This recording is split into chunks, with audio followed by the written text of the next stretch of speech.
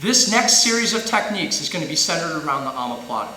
As I progress through the ranks, I've realized that the omoplata is more of a position than it is a submission.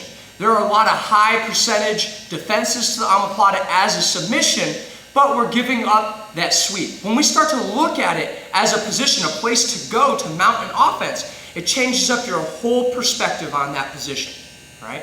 So today, we're going to look at a move and we're going to call it the other omoplata. You know, like the other white meat, just a different way that I choose to do this, and I can't call it the reverse omoplata, so we're going to call it the other. All right, let's look at it. There are hundreds of setups for the omoplata. I like this one the best. Control same side down here by the sleeve. I'm going to open up my hips the same way that we do for that pendulum sweep, and I'm going to bring both ankles to the floor. The best way to do it, and the best looking way, I sit up, I bring both feet to the floor. Now, we teach that to the white belts because it works on that hip movement. Let's be real. Against someone that's your equal skill level, they don't normally give you that much time to move your hips out, so that's okay. It is okay to grab control here and start to push away with that leg, getting as much angle out as I can. You see how I'm stiff legging, all right? Neither one of these is better than the other. I'm just a realist and realize sometimes they're not going to let me just swivel out into it. If when you get to here you need to, you can push on the face with that foot, make sure your feet are clean, and again, taking both feet to the floor, coming over the back of the shoulder. Now, the number one thing to maintain control here is that I need to keep good pressure across the back of that shoulder.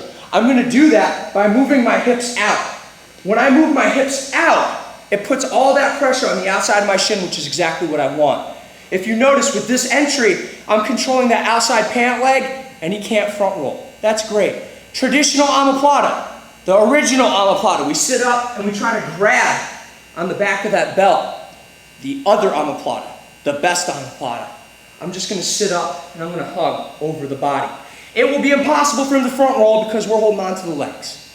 It'll be very, very, very difficult for him to jump over my head to the other side because I'm holding on to his leg, and I'm starting with this arm around the outside. If I go to sit up here and he jumps over immediately, he's going to beat me to it. It's a race, okay? Maybe I'm tired, it's the 7th minute of the match, my abs are giving out on me, I don't beat him, he hops over. If I start with this arm from here, even if he starts to jump, he jumps into my arm. It's not possible for him to get over this arm, okay? Not unless he goes really high, and then he's in danger of front rolling, and I rip him back down to this grip. So, I sit up, I control the belt, and now I'm in business.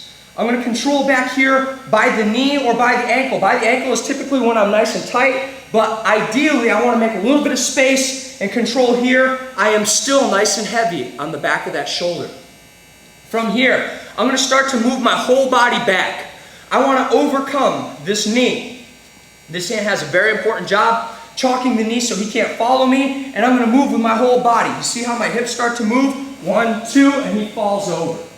From here, one hand between his hips, I'm rotating my whole body. My heels are nice and tight. My hand goes to the floor, and all I do is rotate my knees to the floor. Let me try going on. So many schools get caught up in coming up and leading forward with that pelvis, and that has nothing to do with the submission. If you get to this position and you can't finish, it's because you're not focusing on the right thing. These knees go to the floor. That's all it takes. Nice and easy. My knees go to the floor. If my knees can touch the floor, it's going to blow out his shoulder. Even if he has really, really flexible shoulders, this is what you want, guys. Okay? If you want to be evil, you can go around the face. If you want to just be mean, you come around the shoulder, and you can start to pull yourself up. So many people get caught in pulling up, but this is not the submission, guys. Here is the submission. I'm controlling, both hands to the outside. I'm going to get a little bit of a crunch in. Boom, feet to the floor. From here, immediately I sit up, control. Now I'm going to make a little space with my body, hand on the outside of the knee. Watch my whole hips and everything move back. So I'm here, boom, boom, boom, boom. If it takes 10, 20 of those little movements back, awesome. From here, I'm going to stay nice and tight. I'm squeezing with my knees. I'm making sure my heels go back towards my butt. You want to grab a hold of something? No problem. Nice and easy.